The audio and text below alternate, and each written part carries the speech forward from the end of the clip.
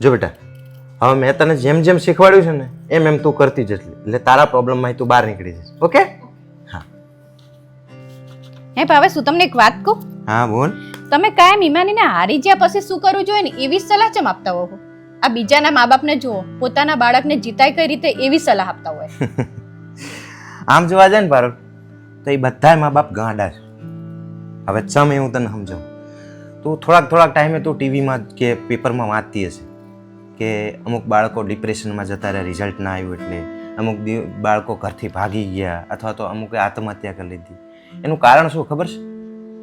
દરેક મા બાપ પોતાના બાળકને એવું જ શીખવાડે છે કે જીતવું કેવી રીતે, જીતવું જોઈએ ને આ રીતે જીતાય ને આ છે ને તે છે. એટલે બધા બાળકો મહેનત શેમાં કરે? કે જીતવા પાછળ મહેનત કરે. હવે ના કરે, ના ને એમનાથી એ વસ્તુ સફળ ના થઈ, અથવા તો એ જીતી ના ત્યાં કોઈ વસ્તુમાં, તો પછી શું થાય? એ પરિસ્થિતિને હેન્ડલ નહીં કરી શકતા.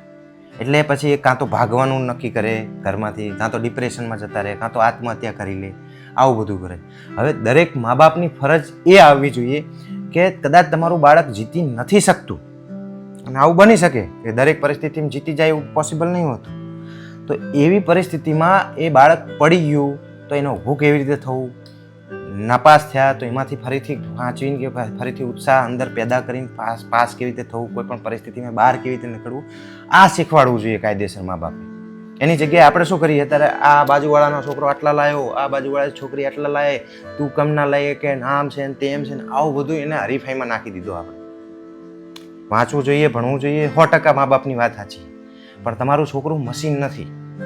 એને પણ લાગણી છે, એને પણ સ્વભાવ છે, બધું છે. અને આપણે જો એને હારેમાંથી ઊભું કેવી રીતે થવું એ નહીં શીખવાડીએ ને, તો એ માણસ ક્યારેય પોતાની પરિસ્થિતિઓથી પછી જીતી નહીં શકે. કારણ કે હારીને પછી નિરાશ જ થઈ જશે. આપણે કાયમ એને જ શીખવાનું કે હારવું જીતવું એ બે જીવનનો ભાગ છે. કદાચ હારવાનું આવે તો ઊભું કેવી રીતે થવાય એ જ શીખવાડવાનું આવે મા બાપ. તમારી વાત તો સાચી હો. હા,